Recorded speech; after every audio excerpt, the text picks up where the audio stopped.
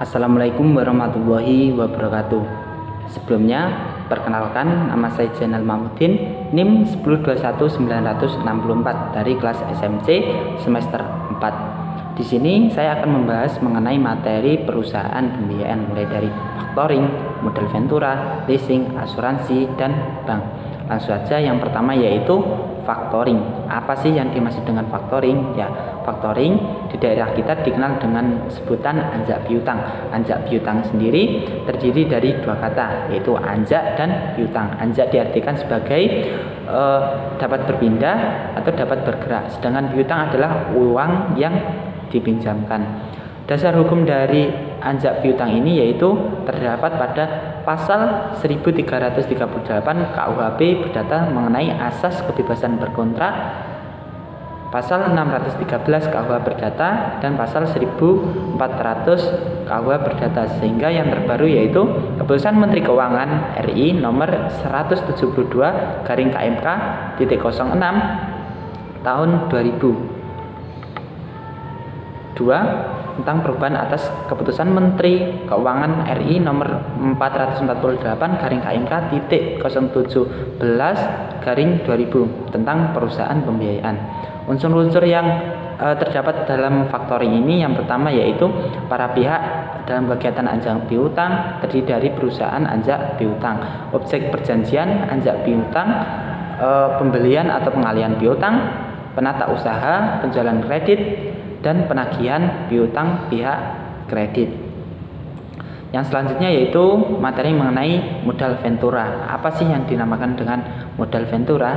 Ya, ventura sendiri berasal dari kata venture yang dapat diartikan atau mengandung resiko atau dapat pula diartikan sebagai usaha. Sehingga secara umum modal ventura ini adalah suatu badan usaha yang melakukan kegiatan pembiayaan dalam bentuk penyertaan modal ke dalam suatu perusahaan yang menerima bantuan pembiayaan dalam jangka waktu tertentu. Jadi hangusnya modal ventura ini sesuai kesepakatan awal, yaitu terdapat jangka waktu tertentu. Dasar hukum dari modal ventura ini yaitu pada KUHP Perdata Undang-Undang Nomor 40 Tahun 2007 tentang perseroan terbatas, Undang-Undang Nomor 25 Tahun 1992 tentang perkoperasian, dan Undang-Undang Nomor 8 Tahun 1995 tentang pasar modal. Karakteristik dari modal ventura ini yang pertama yaitu bantuan pembiayaan, yang kedua bantuan pembiayaan bersifat sementara, penyertaan modal bersifat jangka panjang, pembiayaan ini berisiko tinggi. Pembiayaan ini merupakan motif utama dalam bisnis.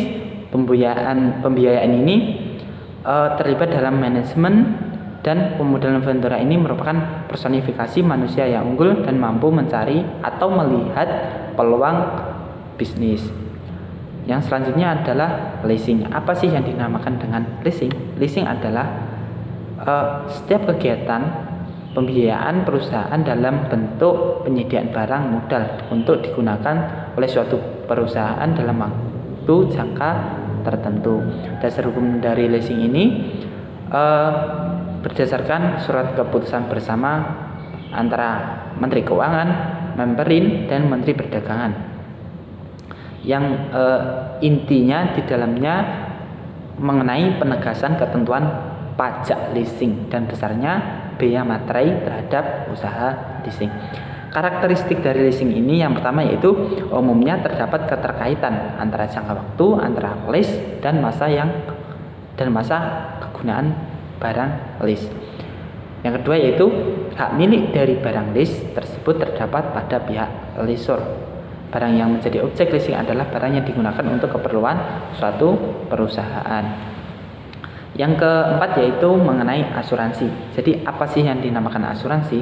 Asuransi ini pada intinya adalah suatu perjanjian antara dua pihak yang antara perusahaan asuransi dan pemegang polis yang menjadi dasar bagi penerima premi oleh perusahaan asuransi sebagai imbalan untuk memberikan penggantian jika terjadi sesuatu hal yang tidak diinginkan, semisalnya kecelakaan, kebakaran, dan lain sebagainya.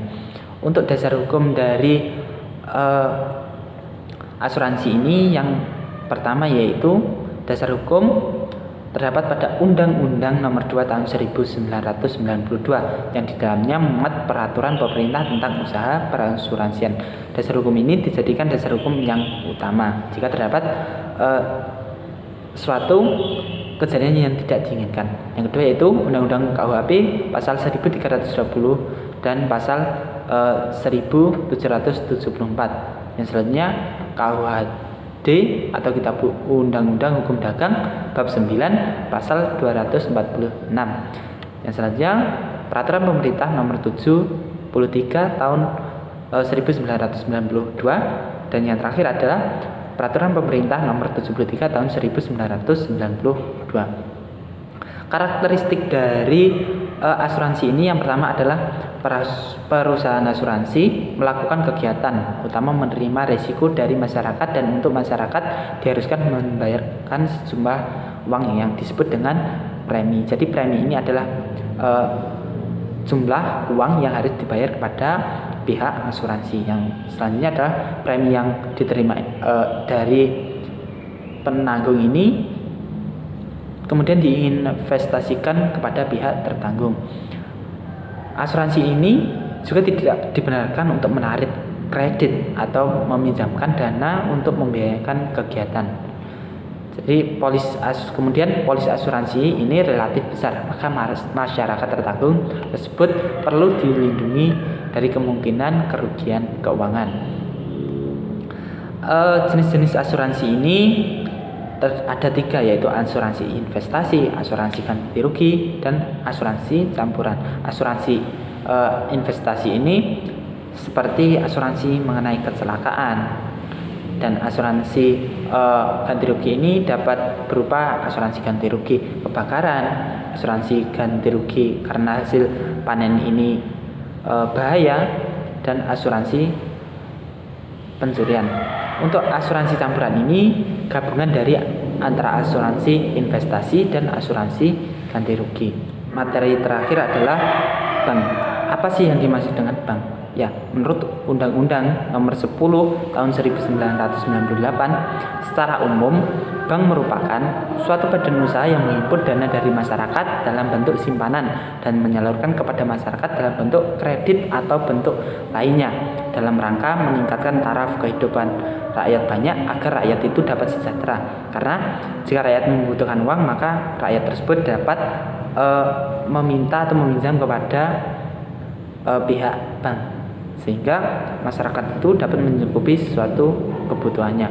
Selanjutnya adalah dasar hukum dari bank. Dasar hukum dari bank ini terdapat pada Undang-Undang Nomor 7 Tahun 1992, kemudian diganti dengan Undang-Undang Nomor 10 Tahun 1998 yang disebut dengan Undang-Undang Perbankan. Yang kedua yaitu Undang-Undang Nomor 23 Tahun 1999 mengenai Bank Indonesia, kemudian diganti atau terakhir diganti menjadi Undang-Undang Nomor 2 Tahun 2008. Dan yang terakhir adalah Undang-Undang Nomor 24 Tahun 1999 mengenai lalu lintas devisa dan sistem nilai tukar.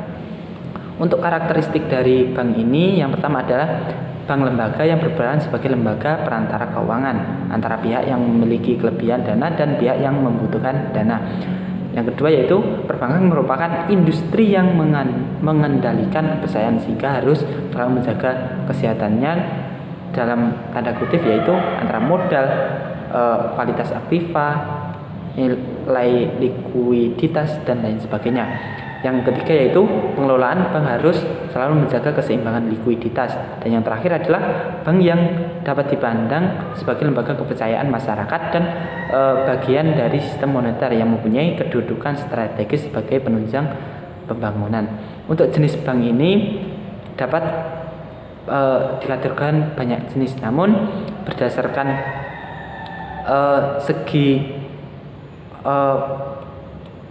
segi cara menentukan harga atau itu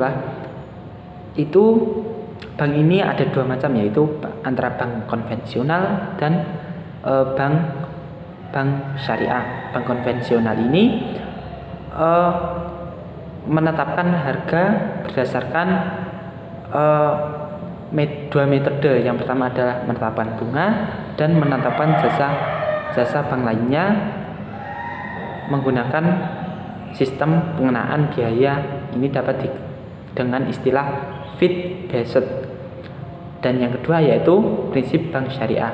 Pada prinsip bank syariah ini pembiayaan ini berdasarkan prinsip bagi hasil atau mudharabah. Kemudian